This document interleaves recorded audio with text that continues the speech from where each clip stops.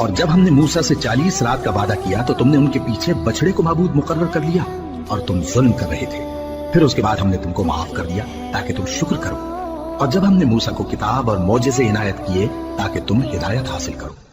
اور جب موسیٰ نے اپنی قوم کے لوگوں سے کہا کہ بھائیو، تم نے بچڑے کو معبود ٹھہرانے میں اپنی جانوں پر ظلم کیا ہے، تو اپنے پیدا کرنے والے کے آگے توبہ کرو، پھر اپنوں کو قتل کرو، تمہارے خالق کے نزدیک تمہارے حق میں یہی بہتر ہے۔ پھر اس نے تمہارا قصور معاف کر دیا، وہ بے شک بڑا معاف کرنے والا ہے، بڑا مہربان ہے۔ اور جب تم نے موسیٰ سے کہا کہ موسیٰ، جب تک ہم اللہ کو سامنے نہ دیکھ لیں گے تم پر ایمان نہیں لائیں گے، تو تم کو بجلی نے آ گھیرا اور تم دیکھ رہے تھے۔ پھر موت آ جانے کے بعد ہم نے تم کو اثر نو زندہ کر دیا تاکہ احسان مانو،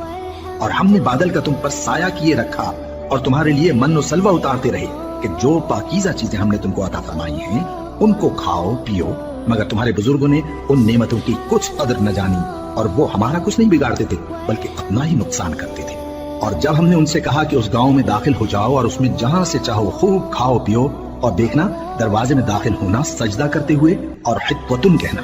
ہم تمہارے گناہ معاف کر دیں گے اور نیکی کرنے والوں کو اور زیادہ دیں گے، تو جو ظالم تھے انہوں نے اس لفظ کو جس کا ان کو حکم دیا تھا بدل کر اس کی جگہ اور لفظ کہنا شروع کیا، بس ہم نے ان ظالموں پر آسمان سے عذاب نازل کیا کیونکہ نافرمانیاں کیے جاتے تھے۔ جب موسیٰ نے اپنی قوم کے لیے ہم سے پانی مانگا تو ہم نے کہا کہ اپنی لاٹھی پتھر پر مارو، انہوں نے لاٹھی ماری تو اس میں سے 12 چشمے پھوٹ نکلے، اور تمام لوگوں نے اپنا اپنا گھاٹ معلوم کر کے پانی پی لیا۔ ہم نے حکم دیا کہ اللہ کی عطا فرمائی ہوئی روزی کھاؤ اور پیو، اور زمین میں فساد نہ کرتے پھرنا۔ اور جب تم نے کہا کہ موسیٰ ہم سے ایک ہی کھانے پر صبر نہیں ہو سکتا، تو اپنے پروردگار سے دعا کیجئے کہ ترکاری اور ککڑی اور گیہوں اور مسور اور پیاز وغیرہ جو نباتات زمین سے اگتی ہیں ہمارے لیے پیدا کر دے۔ انہوں نے کہا کہ عمدہ چیزیں چھوڑ کر ان کے بدلے ناقص چیزیں کیوں چاہتے ہو؟ اگر یہی چیزیں مطلوب ہیں تو کسی شہر میں جا اترو، وہاں جو مانگتے ہو مل جائے گا۔ اور آخر کار ذلت و رسوائی اور محتاجی و بے نوائی ان سے چمٹا دی گئی، اور وہ اللہ کے غضب میں گرفتار ہو گئے۔ یہ اس لیے کہ وہ اللہ کی آیتوں سے انکار کرتے تھے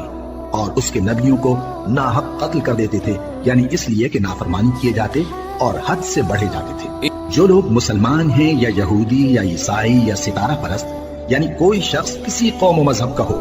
جو اللہ اور روز قیامت پر ایمان لائے گا اور عمل نیک کرے گا، تو ایسے لوگوں کو ان کے اعمال کا صلہ اللہ کے ہاں ملے گا، اور قیامت کے دن ان کو نہ کسی طرح کا خوف ہوگا اور نہ وہ غمناک ہوں گے۔